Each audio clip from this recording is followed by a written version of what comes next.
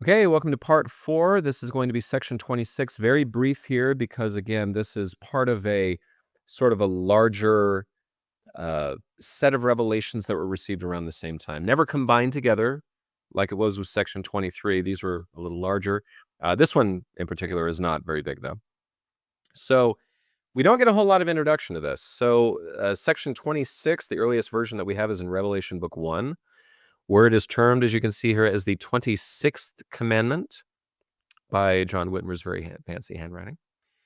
There is no introduction given in the manuscript history of the church.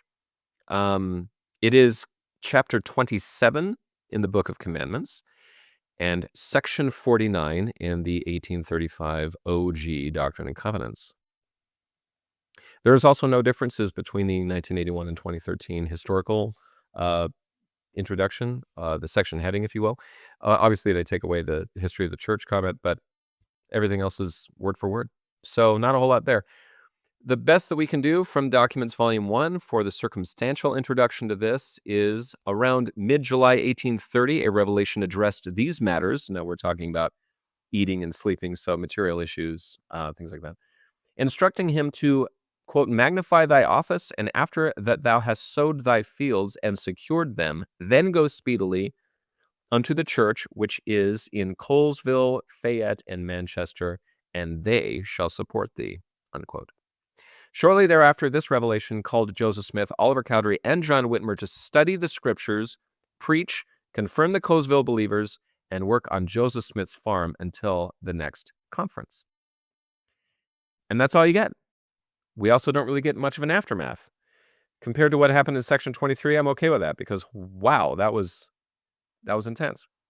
However, the really important thing about this in section 26 is it's the first time that we see the phrase common consent. So, footnote 5 from Documents Volume 1 says, the term common consent likely referred to seeking the agreement of church members for a particular course of action.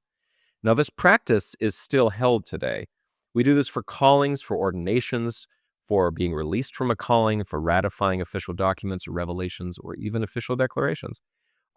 This is an enormous part of what it means for church government and for being a Latter-day Saint, is that you get to raise your hand and sustain or oppose someone. So, if you're not a member of the church, you feel free to watch General Conference every April, for sure, every annual conference. And I don't know if we've changed it to do it all the time, but there's 2 conferences a year, April and October.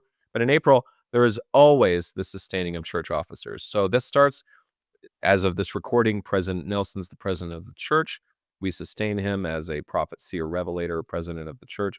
And then we get to raise our hands or we get to oppose. And we don't like to, yell about these things in meetings or anything. So usually these people are directed to the proper channels. I believe a stake president is the first step of that. But it's usually on private. It's taken very seriously. Why are you opposing this or why are you for it? First presidency, all of the apostles, all of the 70s, all the general officers of the church, men, women, don't matter. You all get sustained. This also happens on a local level where the stake will do it. Usually that is a twice-a-year thing as well. And then there's also ward conferences, and you'll do it then. You'll sustain your bishop. All the way down. I mean, literally, it's all the way down to anybody who holds a calling, especially all the way down to like something like a deacon's quorum president. He might be 11 years old. But everyone is sustained and given the chance to oppose.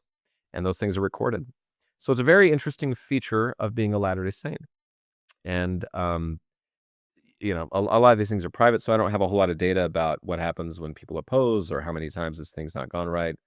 I'm guessing it happens all the time, but what do I know? I am the amateur historian. I'm also the amateur historian, so I'm not really the futurist here. But anyway, so that's kind of all you get. A small section, but we do get one of the most important practices out of it. Again, a lot of these early sections, very important to just everyday life as a Latter-day Saint. We take the sacrament every week. Baptisms happen all the time.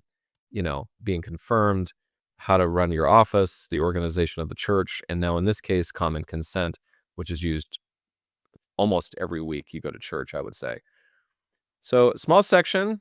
I'm going to let you go. It's a brief one. I hope you're enjoying our little exploration of the Joseph Smith papers. And in this case, holy cow, we got to even add another very thick volume from the Church Historians Press in the first 50 years of the Relief Society.